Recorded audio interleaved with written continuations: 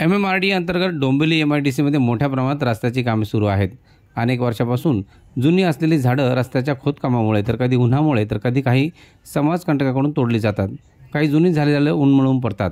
त्यातच मागील महिन्यात एक रिक्षावर नारळाचे झाड पडून चालकाचा मृत्यू झाला होता. आजही एका टेम्पोवर दुपारी एक झाड पडले. सुदैवाने टेम्पोत कोणीही नव्हतं म्हणून कोणतीही अप्रिय घटना घडली नाही. MIDC परिसरात अनेक शाळा आहेत. शाळा सुटण्याच्या काही वेळेच्या आधी ही घटना घडली. अन्यथा दुर्दैवी घटना घडली असती. पर्यावरणप्रेमी राजू नलावडे त्याचप्रमाणे शिवसेना उद्धव ठाकरे पक्षातर्फे जिल्हा संघटक तात्याराव माने यांनी प्रशासनाने योग्य लक्ष दिले नाही आणि या जुन्या झाडांची व्यवस्थित देखभाल करून त्यांच्या बुंध्याला मजबूत केले नाही तर शिवसेना उद्धव ठाकरे पक्ष एक उग्र आंदोलन करतील असा इशारा जिल्हा संघटक व पर्यावरणप्रेमींनी दिला आहे. Bureau report, Dombivli fast.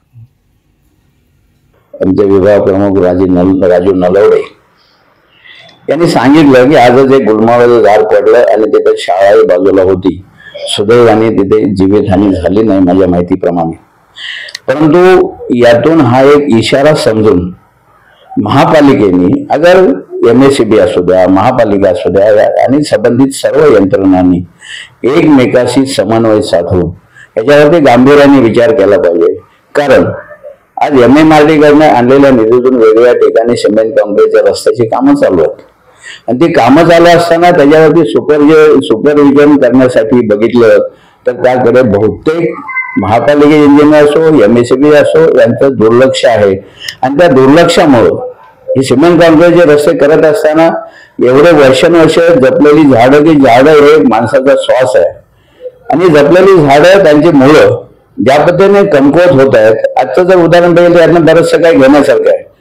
कारण आज मे सारखा या उन्हाळ्याचे दिवस असताना सुद्धा झाड पडलं तर पावसाळ्यात जेव्हा पावसाळ्याच्या सुरुवातीला जेव्हा जून महिन्यात सुद्धा वादळ वारं वगैरे असतं त्यावेळी परिस्थिती काय असेल त्याचा हा एक निसर्गाने दिलेला इशारा आहे.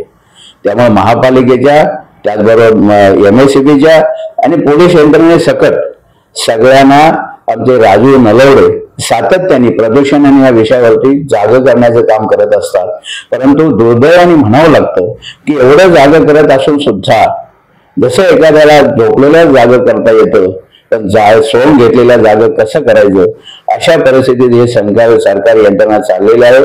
तर या सगळ्या यंत्रणेला संबंधितांना मध्ये MSCB असू द्या, टेलिफोन ऍक्शन, गॅसचे चालू आहेत, हे सगळं चालू आहे. आणि रस्त्याचे खोदं फक्त JCB भोगलन वगैरे आणून फटाफटा तोडायचं आपलं काहीतरी आणून मटेरियल वगैरे पुढे निघालं. पण त्यातलं एक उदाहरण म्हणून आजची कमकुवत झालेली झाडं माझी विनंती आहे, प्रशासनाला विनंती आहे की पुढचा धोका लक्षात घेऊन आत्ताच असलेल्या झाडांच्या मजबूतीकरणासाठी टेक्निकल त्या बाबीवरती वृक्ष विभाग करून आणि या सगळ्या तंत्रज्ञानकडनं माहिती घेऊन ती झाडं मजबूत कशी होतील की जेणेकरून पावसाळ्याच्या सुरुवातीला अपघात होण्या वाचून नागरिक वाचतील, विद्यार्थी, शाळा आणि MIDC सारख्या ठिकाणी तर डोंबिवली शहरभर आहे. MIDC शहर जरी म्हणत असलो तरी हा प्रकार डोंबिवली शहरभर आहे. आमचे संजय पाटील असू द्या वगैरे ही सगळी मंडळी वेगवेगळी सगळे तक्रार करतायत परंतु कोणीही त्यावरती लक्ष देत नाही. अन्यथा जर दखल घेतली नाही तर शिवसेना उद्धव बाळासाहेब ठाकरे पक्षातर्फे आम्ही जागृत करण्यासाठी एक मोठं आंदोलन घेण्याच्या तयारीत आहोत. तूर्त एवढाच इशारा देतो.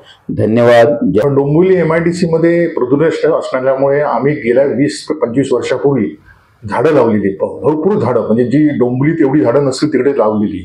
पण तेव्हा काय आमच्याकडनं एक थोडीशी चूक झालेली. आम्ही ती गुलमोहराची झाडं लावलेली कारण ती पटकन वाढतात. तेव्हा काही आम्हाला कल्पना नव्हती.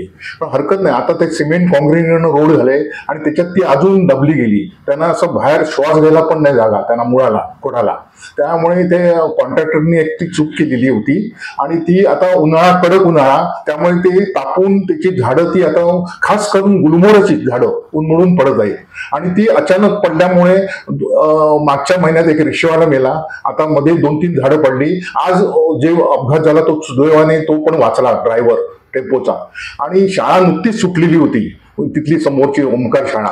त्यामुळे अशी धोकादायक प्रश्नाचा जो प्रश्न ऐरणीवर व्हायला आहे. आम्ही वारंवार पत्र देतोय KDMCला, संबंधित डिपार्टमेंटला, पण ते येऊन पाहणी करतात पण त्याच्यावर ऍक्शन घेत नाही.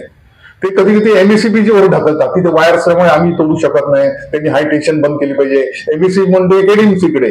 हा प्रश्न ताबडतोब सोडवला पाहिजे, नाहीतर